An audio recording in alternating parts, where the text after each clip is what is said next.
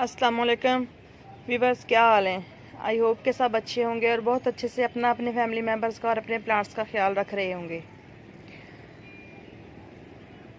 तो जैसे जैसे सर्दियां ख़त्म हो रही हैं, मौसम बाहर की तरफ आ रहा है, तो ऐसे ही फ्लावरिंग प्लांट्स जो हैं विंटर सीज़न की, उनकी बहुत सी वैरायटी ब्लूमिंग पे आ रही है।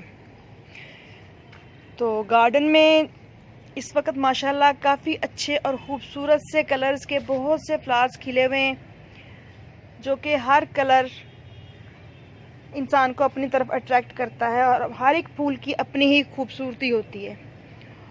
और बनाने वाले ने माशाल्लाह क्या शाहकार बनाए हैं इंसानों के लिए कि इंसान अपनी ज़िंदगी की परेशानियों से निकलने के लिए और अपने इर्द गिर्द कलरफुल फूलों को पाने के लिए इसी तगो-दो में रहते हैं। फ्लावरिंग प्लांट्स लगाने के चक्कर में रहते हैं हम लोग, ख़ास तौर पे जिन लोगों को प्लांट्स और फ्लावर्स पसंद होते हैं कि हमारे पास हर तरह की वैरायटी मौजूद हो।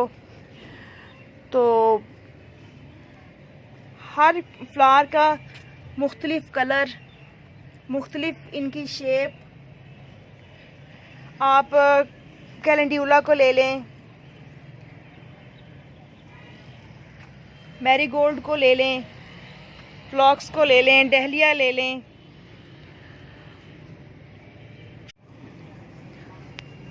और जो फ्लावर्स कंट्रास्ट में होते हैं इस तरह से, ये देखें माशाल्लाह ये डॉग फ्लावर्स कितने खूबसूरत लग रहे हैं, इनकी अपनी ही खूबसूरती होती है। तो इसी तरह आज हम विंटर फ्लावर्स की एक वैरायटी पे बात करेंगे जो कि बहुत ही खूबसूरत से फ्लावर्स हैं और बहुत ही प्यारे लगते हैं। बिल्कुल छोटे छोटे से खूबसूरत से फूल,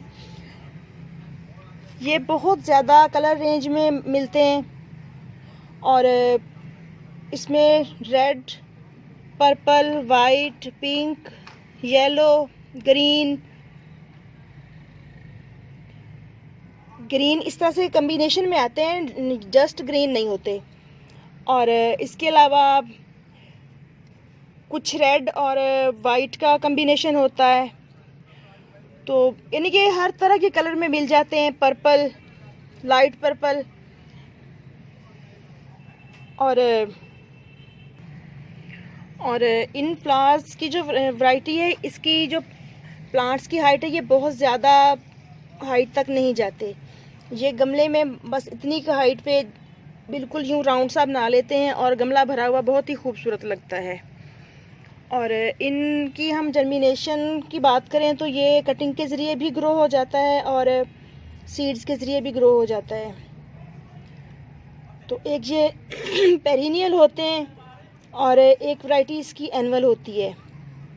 जिन इलाकों में या जिन मुल्कों में ठंड होती है वहाँ तो ये सारा साल आई थिंक के ग्रोथ कर पाते हैं, बट हमारे जैसे इलाके जहाँ पे बहुत ज़्यादा गर्मी हो जाती है समर सीज़न में, तो वहाँ ये एनुअल के तौर पे ही लगाए जाते हैं और जितनी भी कोशिश कर लें प्लांट्स को बचाना मुश्किल हो जाता है। बट फिर भी अगर बहुत ज़्यादा कोशिश करें तो इनको नेट वगैरह के नीचे रखें ओपन एयर में और इनके गिर्द ह्यूमिडिटी बनी रहे, तो कई जगहों पे ये सरवाइव कर भी जाते हैं।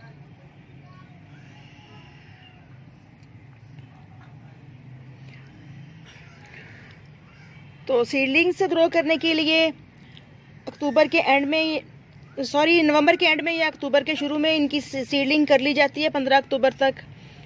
तो तकरीबन 2.5-3 माह में ये प्लांट्स फ्लावरिंग पे आ जाते हैं और इनको हम अगर 12 इंच के 10 इंच के पॉट्स में लगाएं तो इनकी जो ग्रोथ है वो बहुत ही ज़बरदस्त होती है और प्लांट्स बुशी हो जाते हैं और बहुत ज़्यादा फ्लावरिंग होती है इन पे।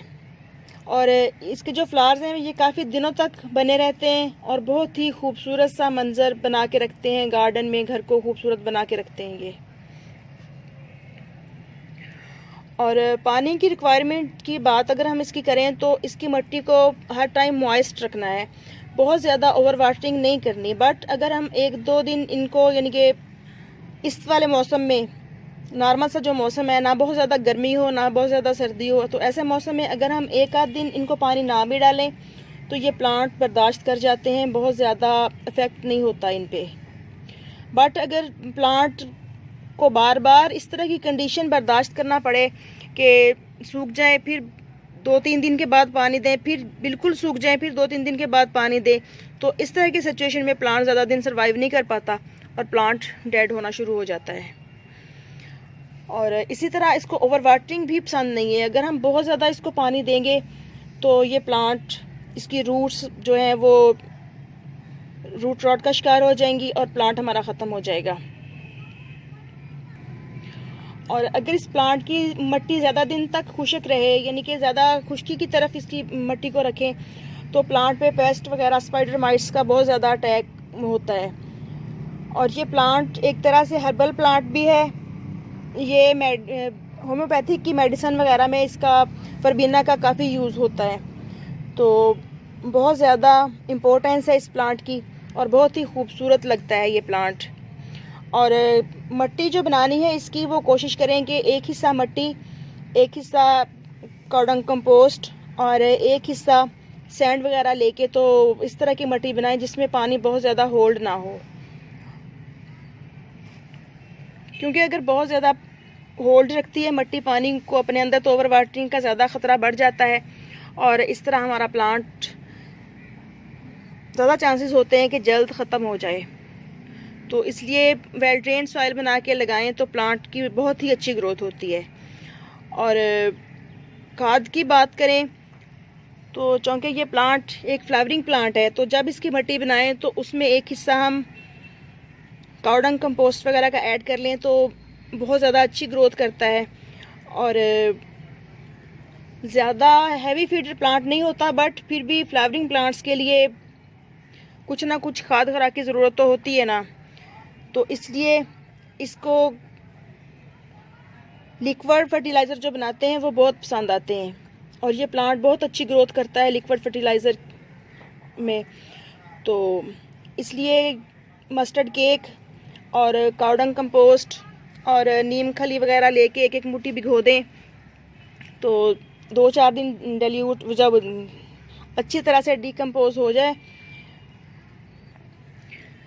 जब अच्छी तरह से डाइल्यूट हो जाए वो पानी के अंदर, तो फिर उसमें मज़ीद पानी ऐड करके तो वो हम 15 दिन बाद, 20 दिन बाद अगर अपने फ्लावरिंग प्लांट्स को दें तो जितने भी विंटर सीज़न के फ्लावरिंग प्लांट्स होते हैं उनकी ग्रोथ बहुत बेहतर हो जाती है और फ्लावरिंग जो पीरियड होता है वो भी बढ़ जाता है और फ्लावरिंग क्वांटिटी भी बहुत ज़्यादा बढ़ जाती है।